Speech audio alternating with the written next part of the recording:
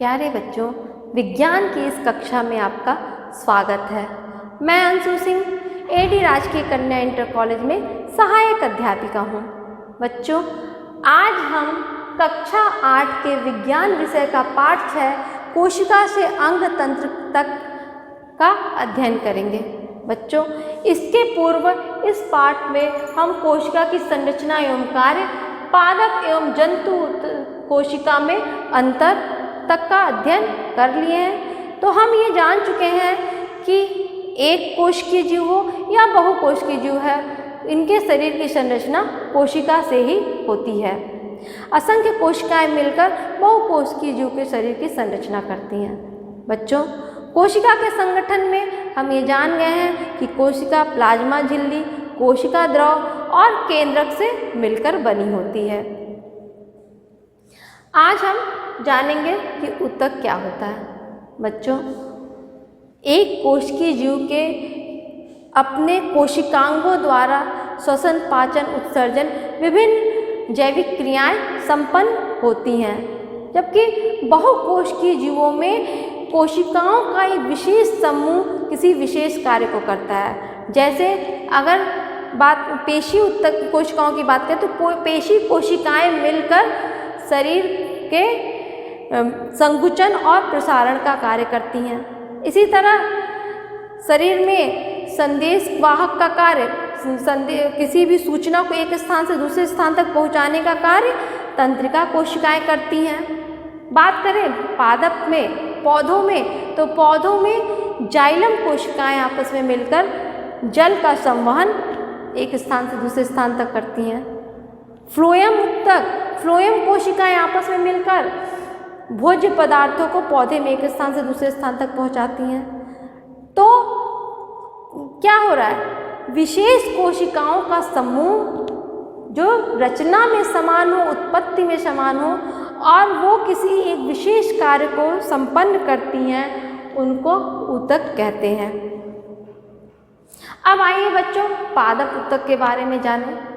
बच्चों, हम ये जानते हैं कि जंतु में वृद्धि निश्चित समय तक ही होता है, उसके बाद वृद्धि रुक जाती है, लेकिन पादप में जीवन पर्यंत वृद्धि होती रहती है।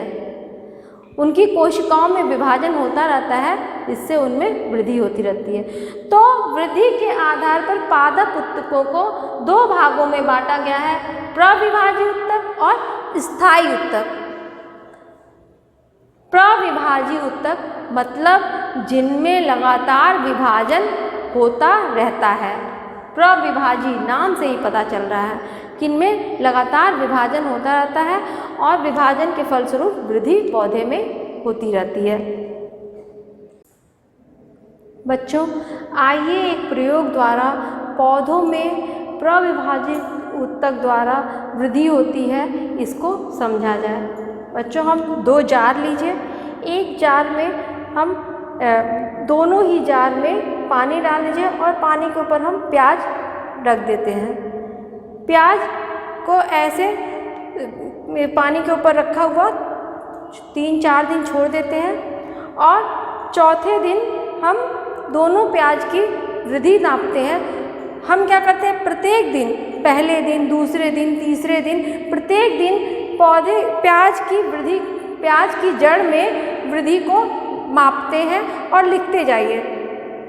चौथे दिन भी हम प्याज की जड़ में वृद्धि को माप के लिख लेंगे और फिर जो होता है दूसरी वाले जार की जड़ को हम काट देते हैं और काटने के बाद फिर इसकी माप लिख लेते हैं। फिर चौथे दिन वैसे छोड़ देंगे और 5वें दिन वैसे छोड़ देंगे। उसके बाद हम इसको फिर देखते हैं तो हम देखते हैं कि ये पहला जार 1 जिसकी जड़ों को हमने नहीं काटा था, इसकी जड़ में और वृद्धि हो गया है, जबकि जार नंबर 2 दूसरे जार में जिसकी जड़ को हम काट दिए थे, इसमें फर्दर डिवीज़न नहीं हुआ और इसमें कोई वृद्धि नहीं हुई। जार 2 में जिसकी जड़ को हमने काट दिया था, उसमें अब कोई वृद्धि नहीं हो रही थी।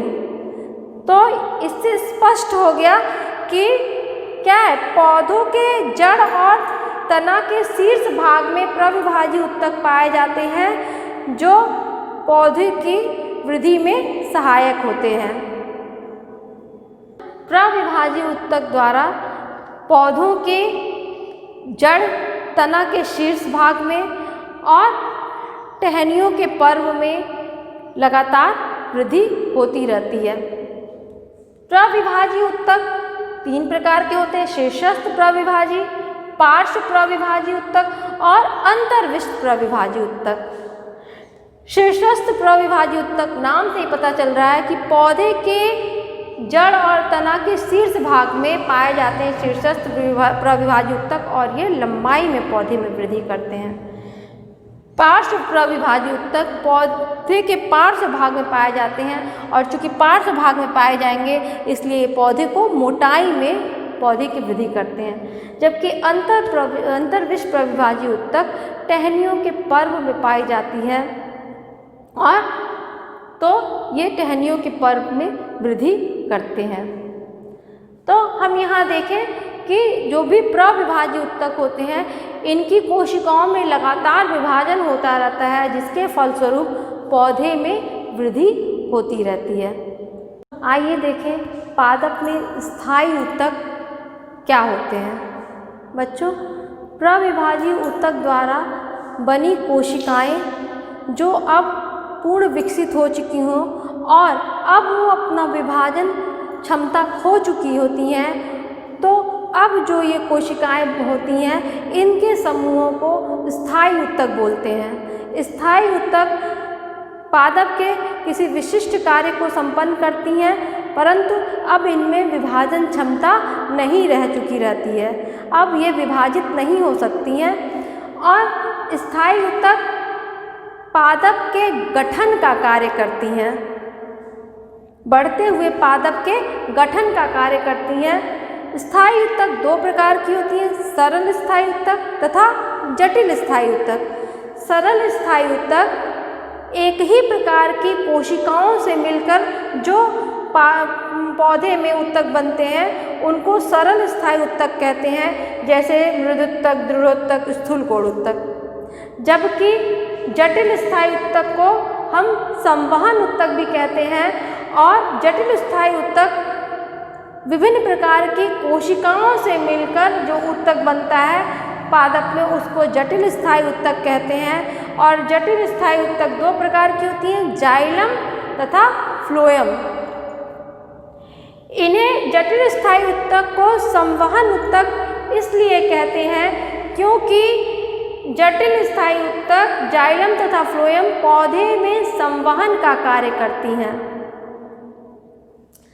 बच्चों, ये है पौधे में संवहन ऊतक। इसे हम एक प्रयोग द्वारा देखें कि क्या वाकई में जाइलम और फ्लोएम पौधे में संवहन का कार्य करते हैं। तो आप एक टमाटर का पौधा लीजिए और उसको एक गिलास में पानी लीजिए और उसमें स्याही की कुछ बूंदें डाल दीजिए, लाल या नीले रंग की स्याही की कुछ बूंदें डाल दीजिए और उसके बाद आप उस पौधे को जड़ समेत उस पानी में डाल दीजिए और उसको 10 से 15 घंटे ऐसे ही छोड़ दीजिए। उसके बाद जब हम उस पौधे के तने की अनुप्रस्थ काट करते हैं तो काटने के बाद हमें उसमें लाल रंग की स्याही अगर आपने डाला है तो पौधे वो अनुप्रस्थ काट के बाद आप देखेंगे तने में लाल रंग के धब्बे जगह जगह दिखाई देंगे। इस तरह आपको जगह जगह लाल रंग के धब्बे दिखाई देंगे, जो ये जिससे क्या पता चल रहा है कि जड़ों द्वारा पानी अवशोषित होकर तने तक पहुंचा है। तो पानी को के संवहन का कार्य कौन किया? जाइलम द्वारा। तो क्या होता है, जो जटिल स्थायी ऊतक होते हैं वो जल, खनिज पदार्थ और भोजन के संवहन का कार्य करते हैं। जाइलम द्वारा जड़ों से जल और खनिज लवणों का अवशोषण होता है और वो पौधे के विभिन्न भागों तक जल और खनिज लवण को पहुंचाने का कार्य करती हैं। इसी तरह फ्लोएम पत्ती में बने भोज्य पदार्थों को पौधे के विभिन्न भागों तक पहुंचाने का कार्य करता है। तो बच्चों ये है पादप में दो प्रकार के उत्तक होते हैं, प्रविभाज्य उत्तक तथा स्थायी उत्तक। बच्चों आइए अब जंतु उत्तक के बारे में जानें। जंतु उत्तक कार्य के आधार पर विभिन्न प्रकार की होती हैं। जंतु उत्तक को एपिथेलियल उत्तक, संयोजी उत्तक, पेशी उत्तक और तंत्रिका उत्तक में बांटा गया है, जिसमें संयोजी उत्तक, अंतराली उत्तक, अस्थि तथा उपास्थि, स्नायु तथा कंडरा और रक्त, ये विभिन्न प्रकार के उत्तकों से मिलकर बना होता है। इसी तरह पेशी उत्तक, ऐच्छिक पेशी उत्तक, अनैच्छिक पेशी उत्तक और हृदय पेशी उत्तक प्रकार की होती हैं। आइए जानें एपिथीलियम उत्तक के बारे में। बच्चों एपिथीलियम उत्तक हमारे शरीर के सबसे बाहरी भाग होता है। ये बाह्य आवरण की तरह कार्य करता है, इसीलिए इसको आवरण उत्तक भी कहते हैं। हमारे शरीर का सबसे बाहरी भाग एपिथेलियम उत्तक होता है। तो सबसे बाहरी भाग होता है, इसलिए ये रक्षात्मक आवरण की तरह भी कार्य करता है। एपिथेलियम उत्तक कुछ शरीर के आंतरिक भागों में पाया जाता है, जैसे मुख गुहा में, आमाशय में, फेफड़ों में।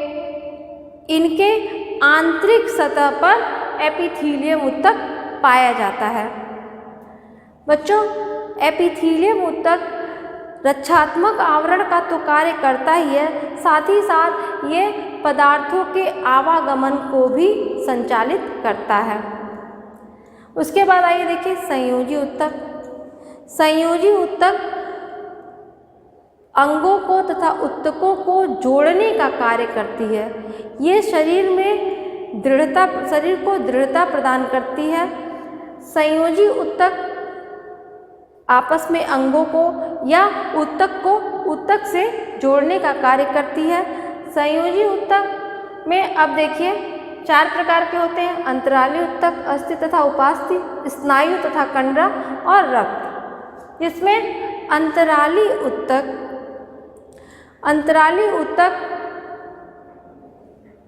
त्वचा में, पेशियों के बीच में तथा तंत्रिका और रक्त वाहिनियों के चारों तरफ पाया जाता है। इसके बाद अस्थि तथा उपास्थि। अस्थि सबसे कठोर उत्तक होता है और अस्थि का आधात्री कैल्शियम और खनिज से मिलकर बना होता है। अस्थि शरीर के कंकाल का निर्माण करती है, मतलब शरीर को एक निश्चित आकार प्रदान करता है। तथा उपास्थि लचीला होता है, क्योंकि ये प्रोटीन और शर्करा का बना होता है, जैसे कान की उपास्थि, नाक की उपास्थि। आप देखिए बच्चों, हाथ की अस्थि को हम मोड़ नहीं सकते हैं, क्योंकि ये कठोर होता है और इसको कठोरता मिलती है क्योंकि ये कैल्शियम और फास्फोरस से मिलकर बना होता है। जबकि हम उपास्थि को आराम से मोड़ सकते हैं। आप देखिए कान की उपास्थि को मोड़िए, नाक की उपास्थि को, ये इसमें हम इसको मोड़ सकते हैं क्योंकि ये शर्करा और प्रोटीन से मिलकर बना होता है। अब आइए देखिए स्नायु तथा कंडरा संयोजी उत्तक के बारे में जाने। स्नायु अस्थि को अस्थि से जोड़ने का काम करती है, जबकि कंडरा संयोजी उत्तक अस्थि को मांसपेशियों से जोड़ने का कार्य करती है। उसके बाद देखें रक्त एकमात्र तरल संयोजी उत्तक होता है, मतलब रक्त द्रव अवस्था में पाया जाता है, इसलिए ये तरल संयोजी उत्तक होता है। रक्त प्लाज्मा और रक्त कणिकाओं से मिलकर बना होता है। रक्त कणिकाएं 3 प्रकार की होती हैं, लाल रक्त कणिकाएं, श्वेत रक्त कणिकाएं और प्लेटलेट्स।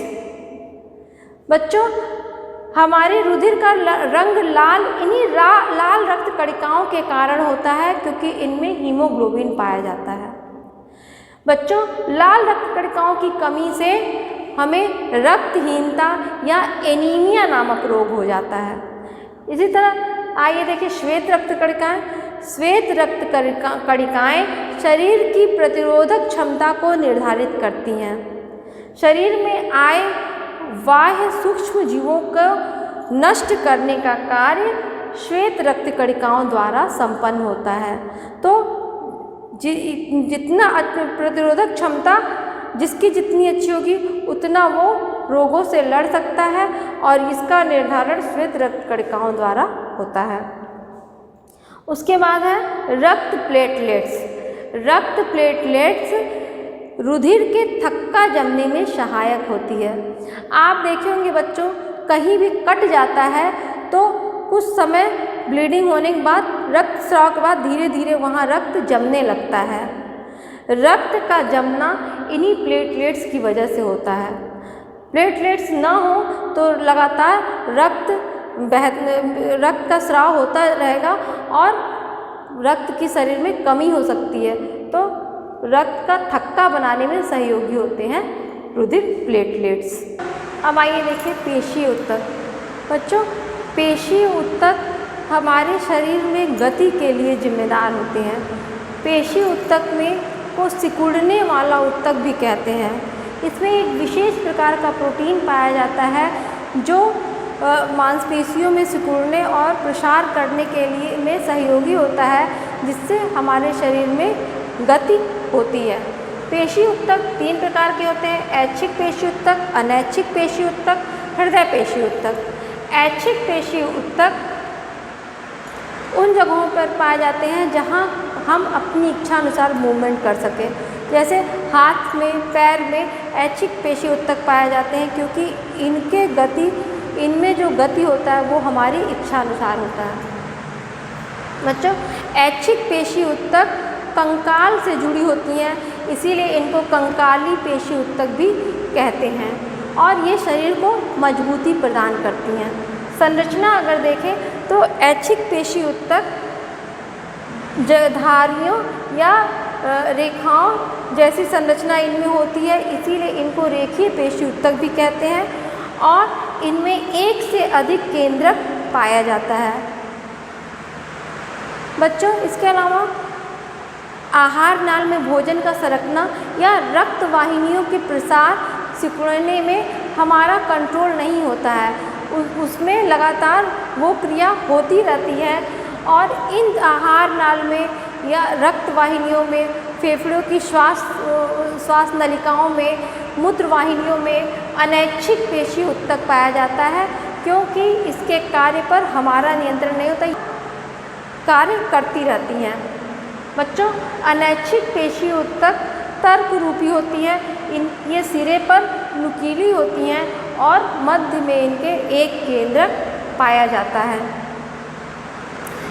हृदय पेशीय ऊतक हृदय के ऊतकों को हृदय पेशीय ऊतक कहते हैं। हृदय पेशीय ऊतक संरचना में तो ऐच्छिक पेशीय ऊतक के समान होती हैं, लेकिन कार्य इसका अनैच्छिक पेशीय ऊतक के समान होता है। हृदय लगातार पंप करता रहता है, रुधिर का हृदय में लगातार प्रसार और सिकुड़न होता रहता है, जिससे रुधिर का पंप होता रहता है। इस कार्य पर हमारा नियंत्रण नहीं होता है, तो इसकी क्रियाविधि अनैच्छिक पेशीय ऊतक के समान होती है। आइए बच्चों, तंत्रिका ऊतक के बारे में जानें। बच्चों, शरीर में बाह्य उद्दीपन या बाह्य संवेदनाओं को एक स्थान से दूसरे स्थान पर पहुंचाने का कार्य तंत्रिका ऊतक द्वारा होता है तथा शरीर के विभिन्न अंगों के कार्य का और विभिन्न अंगों में समन्वय भी तंत्रिका ऊतक द्वारा ही स्थापित किया जाता है।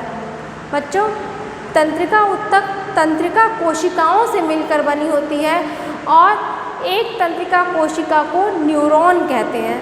तो आइए एक तंत्रिका कोशिका या न्यूरॉन की संरचना देखें क्या होती है। न्यूरॉन का मुख्य भाग तंत्रिकाएं होता है।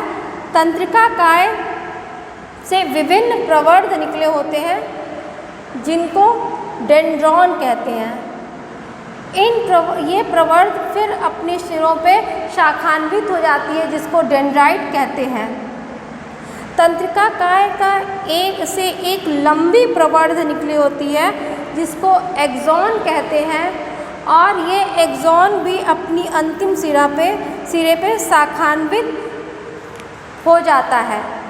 और एक्सॉन का यही अंतिम सिरा जो शाखान्वित हो गया है, इससे अगली तंत्रिका कोशिका आकर लग जाती है। देखिए ये अगली दूसरी तंत्रिका कोशिका है जो एक्सॉन के अंतिम सिरे से आके लग गई है। तो क्या होता है कि बाह्य उद्दीपन जब तंत्रिका को इस तंत्रिका कोशिका में आई, इस तंत्रिका कोशिका से अगली तंत्रिका कोशिका में इन्हीं एक्सॉन की सिराओं द्वारा पहुंचता है, और एक्सॉन की सिराएं और अगली तंत्रिका कोशिका का डेंड्राइट जहाँ मिलते हैं, इसको सिनेप्टिक घुंडी बोलते हैं। तो बच्चों इस तरह चेन फॉर्म में एक तंत्रिका कोशिका से दूसरी से तीसरी तंत्रिका कोशिका में उद्दीपन पहुंचा दिया जाता है। बच्चों मस्तिष्क तथा रीढ़ रज्जु तंत्रिका ऊतक से बना होता है। बच्चों इस प्रकार ये जंतु ऊतक थे, इनकी संरचना और कार्य आप पढ़ लिए। बच्चों आज हम जंतु ऊतक और पादप ऊतक के बारे में पढ़े हैं, उससे संबंधित ये कार्य है, इसका आप अभ्यास कर लीजिएगा। मिलते हैं अगले वीडियो के संग। धन्यवाद।